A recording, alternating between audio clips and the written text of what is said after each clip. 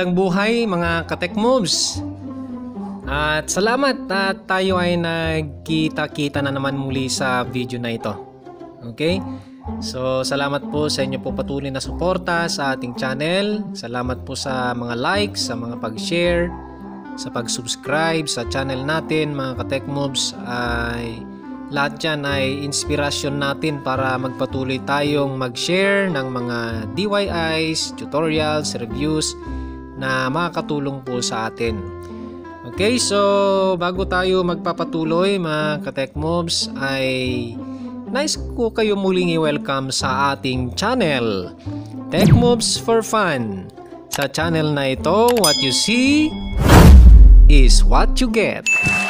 Alright! So, ngayon, mga ka-tech moves, ay gusto ko pong ipakilala yung bagong channel na ginawa natin. Yan, meron akong ginawa na bagong channel at sana ay suportahan po ninyo, mga ka-tech moves. Suportahan pa rin po natin. I-support, yan. Support pa rin natin, mga ka-tech moves.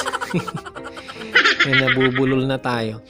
Okay, paki-support naman mga ka-tech moves, pa-subscribe doon sa bagong channel natin. So ito po yung bagong channel natin mga ka-tech moves. Ang pangalan niya ay Tech Moves for Fun Vlog. Yan, dinagdagan lang natin ng salitang vlog. Ito po yon. Yan. So nasa description box po yung kanyang link para direct na makapunta kayo doon mamaya. I-click nyo lang mamaya yon sa description box. Diretso na kayo doon sa bagong channel natin na Tech Moves for Fun Vlog. Yan, wala pa pong mga videos yon. Meron lang akong nilagay na isa which is introduction ng mga videos yon para lang magkaroon ng isang video. Ayan, isa pa lang mga ka-tech moves para may publish na natin. Ayan, pwede na siyang tumanggap ng subscription. Yan, mag-subscribe po kayo. At doon po natin i-upload yung mga vlogs po natin, kung ano-anong mga vlogs na ikakatuwa natin. Okay, salamat po in advance. Now, mag-shoutout po tayo. Alam ko na namimiss nyo na itong pag-shoutout natin. Nung nakaraan na video natin ay hindi ako nakapag-shoutout gawa ng medyo busy, pero ngayon mag-shoutout tayo. Shoutout po kay Sir Ivan ko. Ayan. Isa po ito sa masugid nating taga-suporta sa mga videos natin. Shoutout maging si Romeo Echo X-Ray. Sir Romeo Echo X-Ray ng Rojas Isabela, Kabalikat chapter. Okay, Rojas chapter ng Kabalikat, Romeo Echo X-Ray. Shout out sa iyo, sir. At si Christian Palaming, shout out sa iyo gayem kabsat. Ti ado nga tulong ken tips. Ayan, sabi ni Sir Christian Palaming, gusto daw niya yung tugat natin, yung ICOM tugat portable. Okay, so ICOM, baka naman para kay Sir Christian Palaming. Okay, so shout out gayem. Shout out din sa nag-iisa niyang sweetheart, si Ma'am Amelia Palaming. Yan, shout out sa'yo gayem, Amelia Palaming. Gawa ka na rin ng channel mo gayem. Yan, I think nakagawa na siya, Amelia Palaming. Check nyo mga ka-tech moves. At sabi niya puro daw kalokohan ang, sabi niya sa Ilocano, puro kalokohan daw yung paglaingan niya na content. Okay, so kung yun yung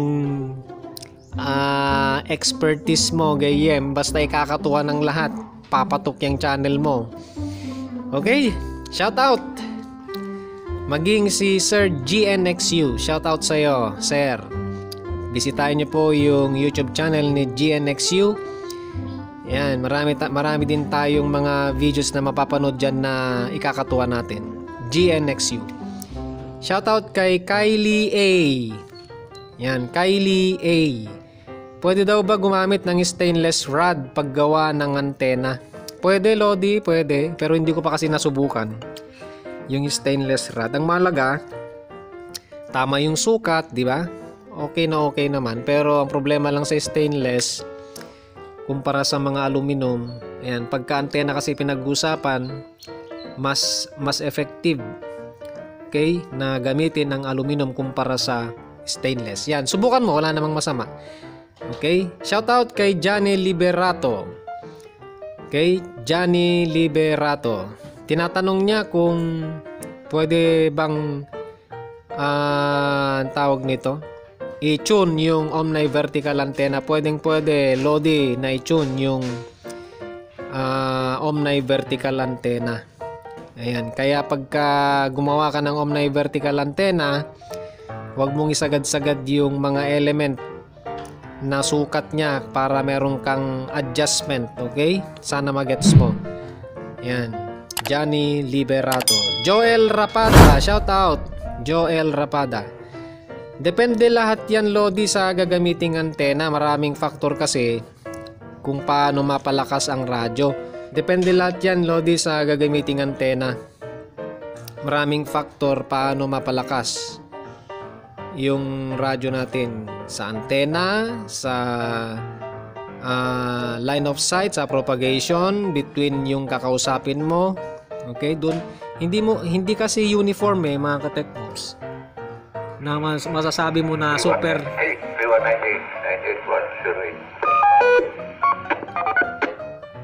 super lakas na. Yan, pahinaan natin. Hindi yun ang basehan, mga ka-tech moves, para sabihin, hindi kasi uniform na pwede mo sabihin na super lakas na yung radyo mo sa iba't ibang mga sitwasyon. Yan, iba't iba kasi ang location ng tao na kakausapin mo, sa propagation, sa line of sight. Ayan, kaya depende rin yan lahat-lahat. Shoutout kay Sir Romel Makasait. Saan daw makaka-order at makakabili ng aluminum box ng dummy load? Yan, yung dummy load na tutorial natin kung paano gumawa ng dummy load. Okay, nandyan sa description box, pakicheck nyo po. Maging yung tutorial natin ng how to make omni vertical antenna, nandyan din, check nyo. Mga tech moves. Now, yung aluminum box, Lodi, Romel Makasait, sa online, sa Shopee. Shopee baka naman. Okay. Now, shoutout din kay Friends PH. Friends PH, sabi niya, ang ganda raw ng aling ko. Base natin yan. Salamat, sir. Okay. Maganda talaga yan. Shoutout kay Bayani Cruz. Sir Bayani Cruz, ang sipag daw nating gumawa ng video, dapat lang. Kasi dito tayo kikita. Okay. So, yun po yung katotohanan. Kung walang video, walang kita. Ayan. So, nagpapasalamat siya sa dummy load. Welcome, Lodi. Welcome. Sana mag-enjoy ka dyan sa dummy load na ginawa ko. Okay. Shoutout kay Juliet Romeo Bravo. Nagpapasalamat siya sa mga tutorials natin. Welcome. Welcome po sa inyo, ma'am. Shoutout kay Sir Rico Rubio. Sabi niya, okay daw sa all right. Yan, okay sa all right. Yan, yun ang comment niya. Thank you, Sir Rico Rubio. Okay. Maging kay Edsel Morco. Yan. Edsel Morco, pwede daw ba mag-PM sa akin? Ayan, pwede, Sir Edsel. Meron akong email dyan sa description box sa pinakababa. Okay? I-check mo yon. Andun yung email ko, pwede mo akong kontakin doon. At Anthony SR Mantua. Shout out from Kiamba, Sarangani. Ayan, shout out po sa mga kaibigan dyan sa Sarangani. Anthony SR Mantua, senior siguro ito. Jerome PH, shout out from Pagsanhan, Laguna. Tanong niya, pwede daw ba yung UV82 na gamitin sa base sa bahay? Pwede, Lodi. Okay. Shout out MacGyver Lariosa. Yan, nalalagyan daw ba ng repeater ang 02N? Hindi. Ewan ko lang, baka pwedeng lagyan ng tone tone board ba yung tinatawag na yun? Tone board ba? Ewan ko lang kung pwede. Yan. I-try mo, Lodi. Si Lorraine Fernandez, shout out. Pwede daw ba mag-connect ang Cygnus CG808 sa mga Baofeng radios? Yes. Basta parehas na VHF frequency or UHF frequency. Yan. Meron din kasing CG808 na UHF lang. Okay, pero walang dual band na CG808. Meron siyang UHF at VHF edition. Ayan. Shoutout Merlan G. Demawalo. Salamat daw sa mga tutorials. You're welcome, Lodi. Shoutout kay Edsel Morco. Maging kay Alex Kalimlim. Maraming faktor kung bakit mataas ang SWR ng antena, Lodi. Yan, kasi yun yung tanong niya. Bakit daw, anong gagawin pag mataas ang SWR? Yan, maraming faktor. Una, baka hindi tama yung sukat ng element na ginamit. Okay, isang faktor yon. Pangalawa, baka merong mga maling pagkabit ng mga wirings mo doon, mga coax. Yan. Maraming faktor kung bakit mataas ang SWR. Okay? Si Mohan Bantas TV. Shout out. Eduardo Linang. Yan. Sabi niya, very informative daw. Salamat po, Eduardo Linang. Shout out po sa inyo. Danis TV. Shout out. Sabi niya, sana all. Yan. Danis TV. Sana all. Next, Emil Christian Frani. Sabi niya, maganda daw kabitan ng P0150 Larsen ang tugat. Yan, wala kasi akong P0150 Lodi eh. Maliban na lang kung sponsoran mo ako, baka naman. Sa mga madaming P0150 Larsen dyan, baka naman meron kayong ekstrang pwedeng ipukul dito para may ma-review tayo. Salamat po. Shoutout po sa inyo. Shoutout Alben Sheriff Sahaji. Ask niya yung sukat ng Omni vertical antenna. Lodi, nandyan sa description box yung link. How to make Omni vertical antenna. Kompleto yan. Andyan lahat yung mga sukat, mga Lodi. Okay? Panoorin nyo lang. Shoutout Bogs 2005. Ayos daw ang pagkaka-review sa Cygnus UV86. Thank you. Maraming salamat sa comment. At Carl Jan Balyena. Shout out. Malaking tulong daw yung repeater settings na itinuro natin sa Yaesu FT2980. Welcome, Lodi. Ginawa talaga natin yon para makatulong sa lahat. At mag-enjoy tayong lahat sa pagraradyo. Okay? Last, Abrera Jose Philip. Shout out sa inyo, sabi niya, new sub here. Yan, maraming salamat sa bagong subscription. Subscriber. Ayan, tama ba yung term? Okay, so yun po yung shoutout natin. Maraming salamat po sa inyo. Kung gusto niyo pong ma-shoutout, mag-comment lamang po kayo sa video na ito. Para sa susunod na mga videos natin ay itry natin na ma-shoutout po natin kayo. At muli, pakibisita po yung description box ng video na ito. Andyan yung mga video links ng mga nauna ng mga video tutorials, reviews, DIYs natin. Baka andyan yung mga hinahanap nyo, baka magustuhan nyo at makatulong sa inyo. Pakibisita po, description box. Andyan lahat yon. Okay? So, yun lamang mga ka-tech moves, magpatuloy po tayo. Okay mga ka-tech moves, itong Alinco DR130, meron po siyang tinatawag na VFO at saka memory mode. Ang status nito, no, itong nasa display na yan ay nasa VFO mode po siya. Pag sinabing VFO mode, yan, pwede nating ilipat-lipat yung kanyang mga frequencies. Ayan, manually kumbaga. Yan, pwede nating iset ano po yung mga frequencies. Yan, ito po yung tinatawag na VFO mode, okay? Now, pagka memory mode naman ay ito po 'yon. Pagka ipunta po sa memory mode itong Alinco DR130, i-press lang natin yung VFO. Yan, VFO/M MW. Ito yun. Okay? I-press lang po natin siya ng minsan. Yan, press ko po Yan. Para mapunta tayo, lalabas doon letter M. Meaning to say ay nasa memory mode na po siya. So andito yung mga na-save natin sa memory. Yan Sa 0, pwedeng mag-save. 1, 2, 3, 4, 5, 6, 7, 8, 9, 10, 11, 12, 13, 14, 15, 16, 17, 18, 19. So bali 20 lahat kasi kasama ang 0. So itong Alinco DR130 kaya niyang mag-save up to 20. Yan na memory kumbaga channel. Ayan.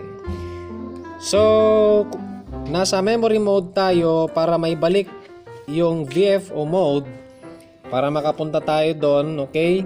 I-press uli natin ito, VFO/M MW key. Ayan, okay? I-press lang natin minsan. Ayan, So, nawala yung M dyan. Ibig sabihin, nasa VFO mode na itong radyo. Okay? So, yun po yung isa sa basic na dapat ho nating malaman sa tutorial na ito. Now, dito po sa ating tutorial na ito, mga ka-Tech Mobs, ay ituturo ko po sa inyo.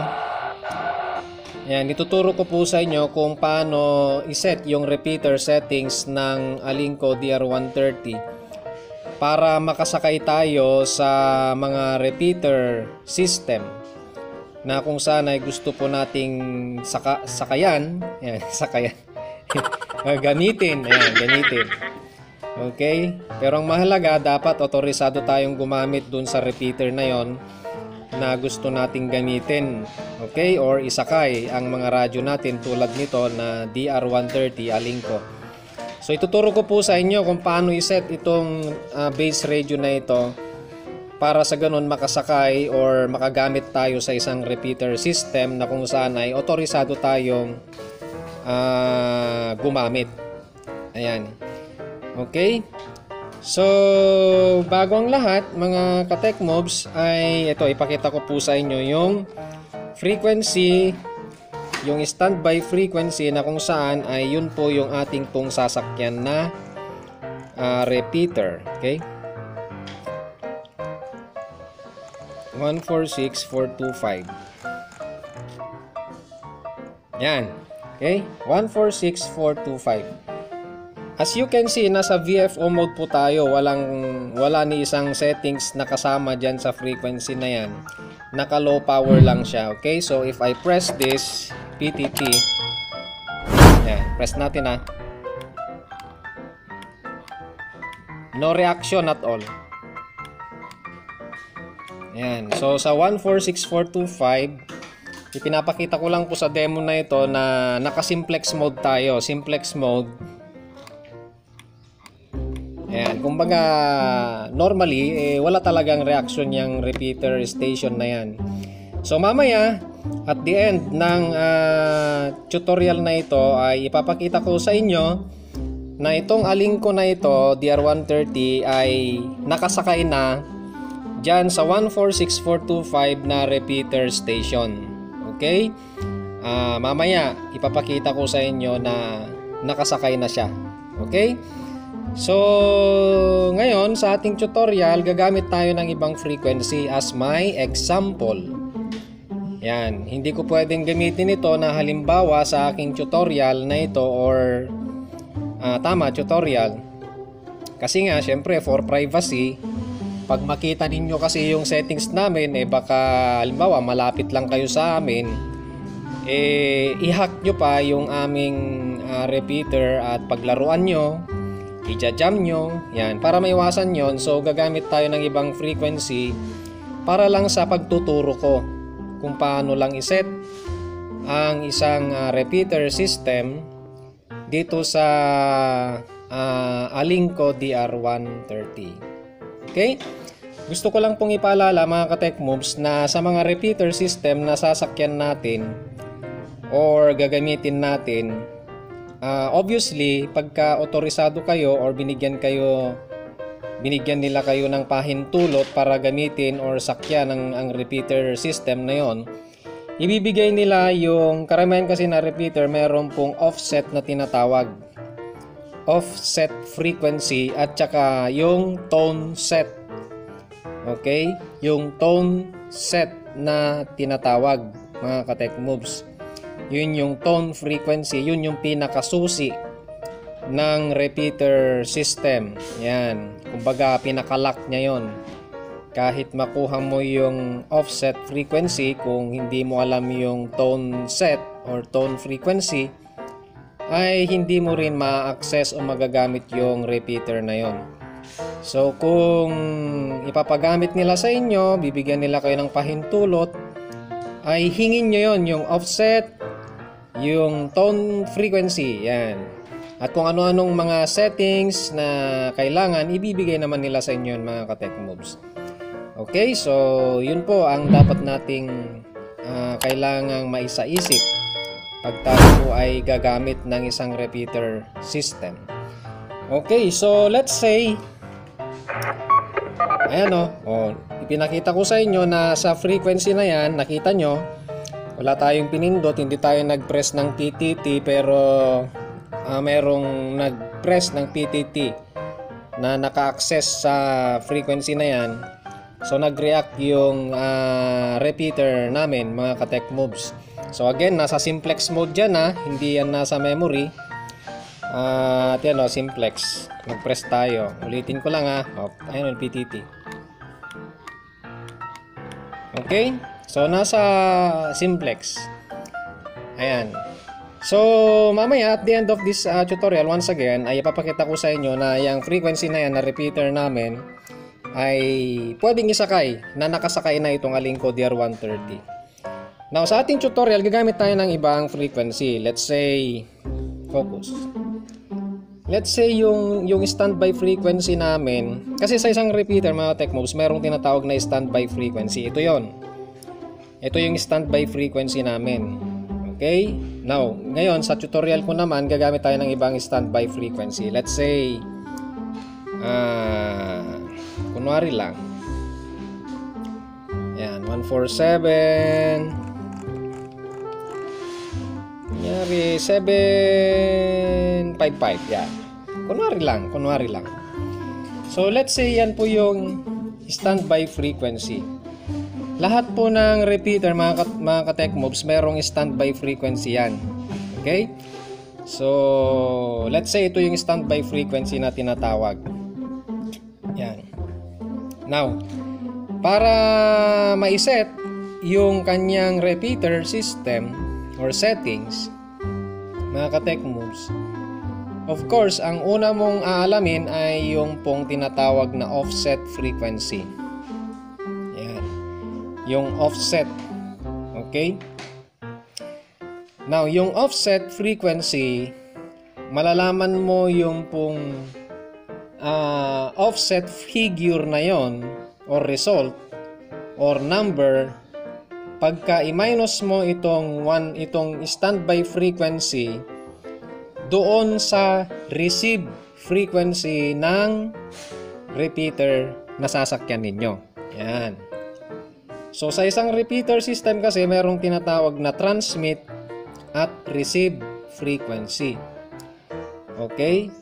Itong standby frequency, yan po yung transmit frequency. Huwag niyong kakalimutan yan. Yung standby frequency, yan po yung transmit frequency.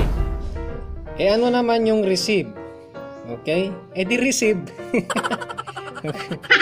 Yun yung magre-receive sa repeater. Lahat, halimbawa, gagamit ako ng ibang radyo, tapos babato ako dito sa repeater na ito. Okay? Pagka nag-press ako, bumato ako, nag-transmit ako, hindi dito sa 14755 siya babato. Ang magre-receive dun sa repeater ay yung pong receive frequency. Okay? Ngayon, again, para makuha yung offset frequency, i-minus mo yung transmit frequency, ito yon, doon sa receive frequency. Okay? So, ganun lang kadali para makuha yung offset frequency. Ayan. Meron din namang ginagawa nila kung minsan rekta na binibigay na nila yung offset frequency. Tulad ngayon, halimbawa, ang ibinigay sa atin na offset frequency ay negative 2.81. Okay, negative 2.81. Yan po yung example natin ng offset frequency. Para ma-set yon, okay? Para ma-set yung negative 2.81 dito sa lingkod DR130, ang i-press natin para makapunta tayo doon sa tone or doon sa offset frequency settings, i-press natin itong function, ito letter F. Yan. Yan po. Yan, yung letter F dito. Okay? Sa dulo. Yan yung pinaka-function key. Okay? I-press mo ng isang beses. Yan, function. And then, pagkatapos ng function, i-press mo itong TOT shift. Yan, TOT shift. Para makapunta tayo sa offset settings nitong Alingco DR130. Okay? O, gawin natin. Function, then TOT. Yan. O, yan dyan na.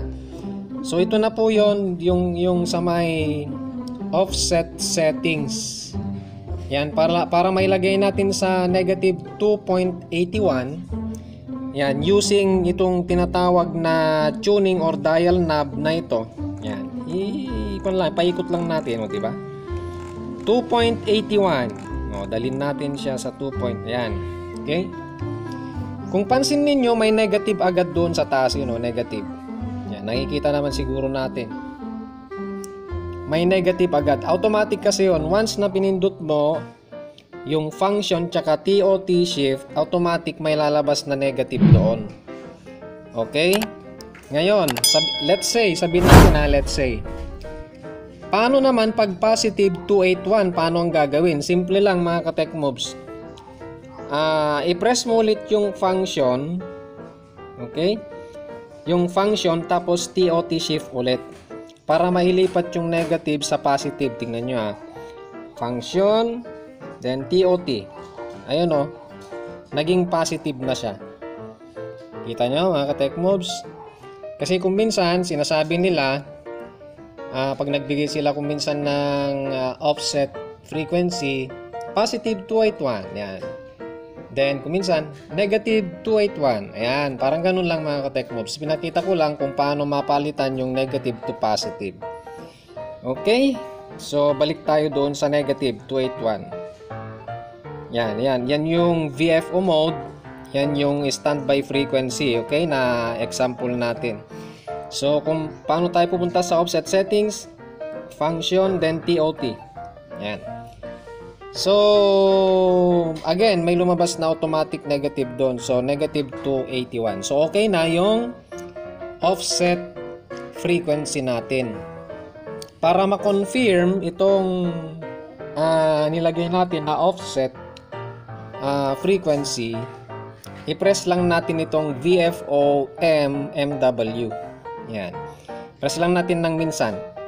Yan. Okay? If you observe, meron na tayong negative doon. Bumalik tayo dito sa VFO mode, pero meron na siyang negative doon sa taas. Ayan, meaning to say, nakaset na yung offset frequency.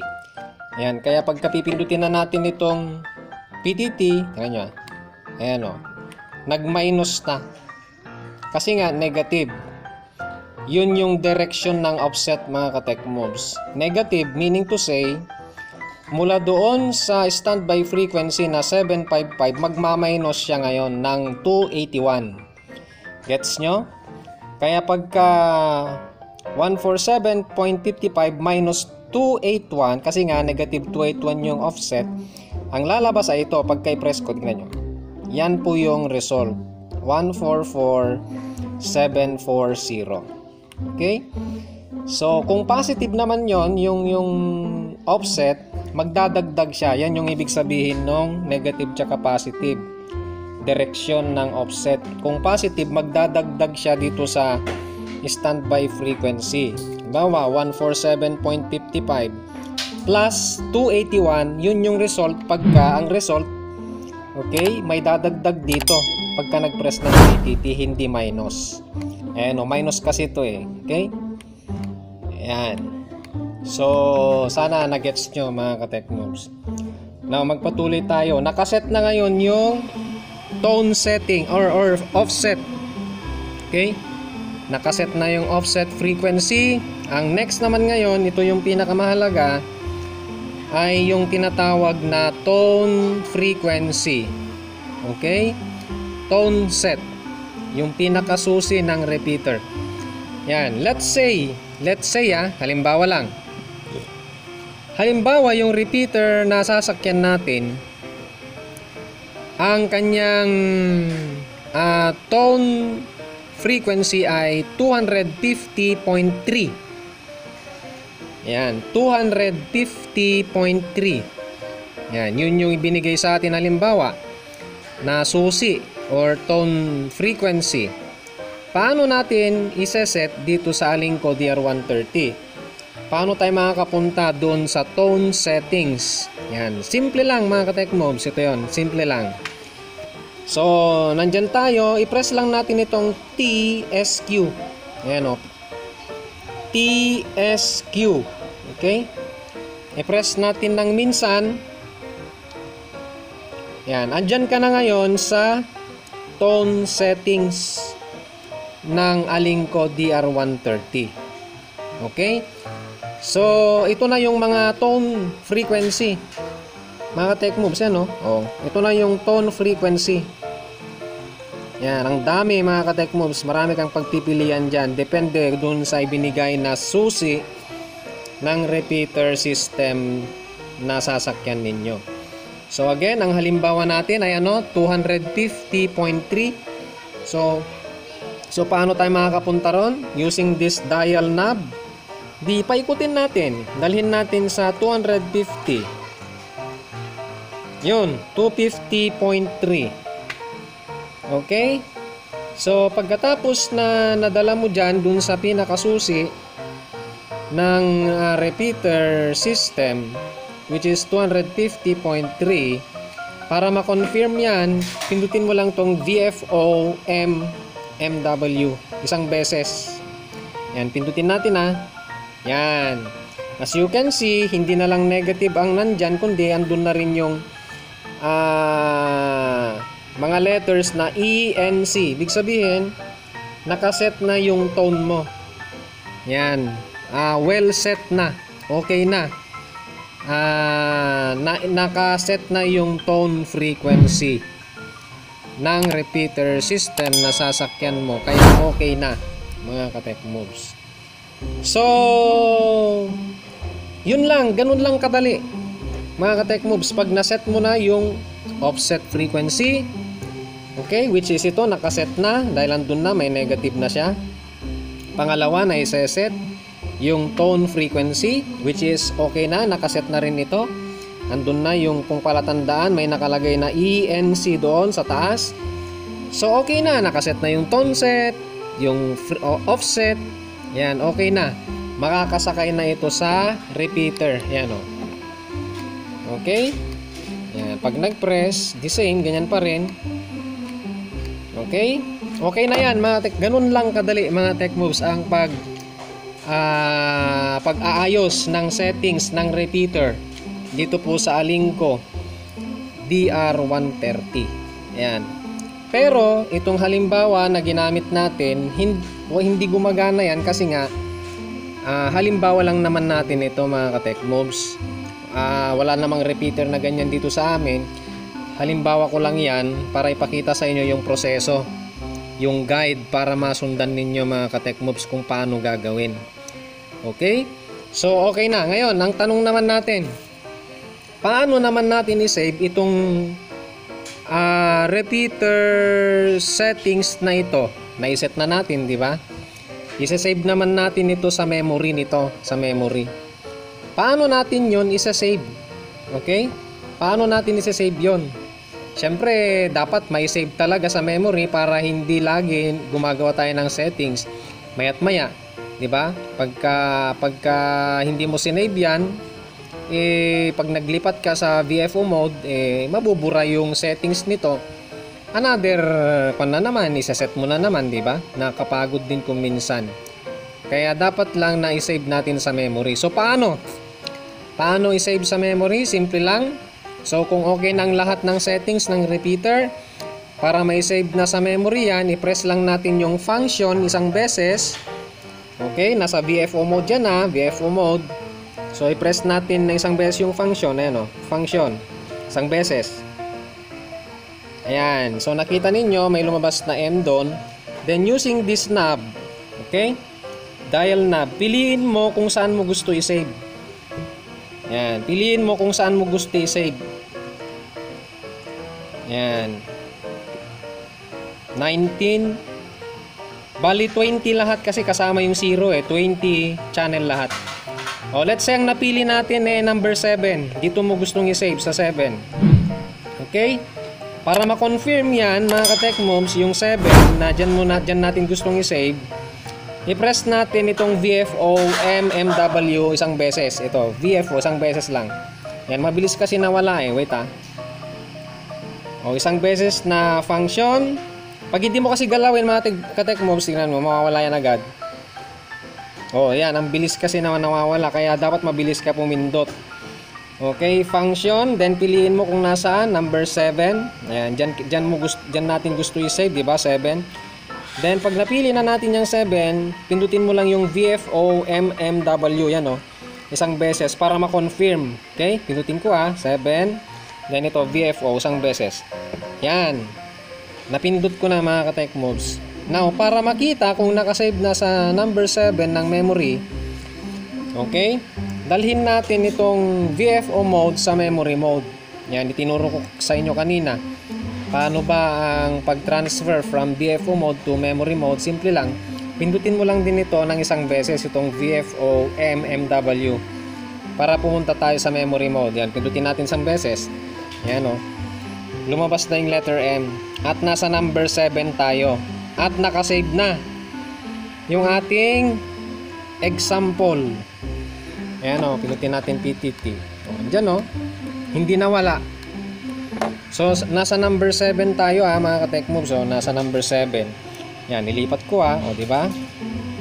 0, 1. Yan na yung mga nakasave mga ka-Techmobs. 2, 3, 4, 5, 6, 7. So yan yung ginawa natin na halimbawa nakasave na siya. 14755. Okay? So yun, nakasave na siya sa memory. Ready na siya. Wala nang problema, nakasave na. At okay na mga ka-Techmobs. So nakita na natin mga ka-Techmobs yung lahat ng tutorial natin. Una, pag-set ng offset. Pangalawa, pag-set ng tone frequency. Okay, pangatlo, kung paano i-save sa memory. Ngayon, ipakita ko naman sa inyo mga ka-Techmobs yung halimbawa natin kanina na 146425. Diba, nung una kanina, dalin natin doon. Ayan. Nasa memory pala siya. So, i-VFO mode natin. VFO mode, then 146425. Okay. Alisin natin yung kanyang offset direction. Naalis na yung negative tsaka positive. Alisin din natin yung kanyang tone set, which is yan. Okay. So, naalis na. So, clear na lahat sa taas. So, pagka pindutin natin ito, no reaction. Di ba? PTT 146425. Yan yung inihalimbawa ko sa inyo kanina na gumagana na frequency namin, repeater system namin. Ito yung standby frequency namin. Ngayon, sa pagtatapos ng tutorial na ito, ipakita ko sa inyo. Ayan okay? So may pumindot sa PTT namin, sa PTT, kaya nag-react yung repeater namin. At the end of this tutorial, ipapakita ko sa inyo na itong Alinco DR130 ay nakasakay na dyan sa repeater system na yan, 146425. Okay, para ipakita ko sa inyo na nakasakay na yan, dalhin ko kayo sa memory, BFO, pindutin ko isang beses. Yan. BFO, ayan, nasa memory na. Now, isinave ko kasi yan sa number 1. Sa number 1. Yan o, 146425, okay? O, dalhin ko kayo sa VFO mode VFO. Yan o, yan yung VFO mode, walang reaction O, walang reaction. So, dalhin ko kayo sa, balik tayo sa kanyang memory, na isave ko na So, pinutin ko lang isang beses. Yan, so isinave ko kasi siya sa memory 1. Yan, so yan na, 146425. As you can see, nakaset na yung kanyang offset, negative. Nakaset na rin yung kanyang tone set, yung pinakasusi. So okay na ito. So ipipindutin ko na itong PTT namin, itong PTT. Then makikita nyo mga ka-tech moves na nakasakay na yan sa aming repeater. Ayan, pindutin ko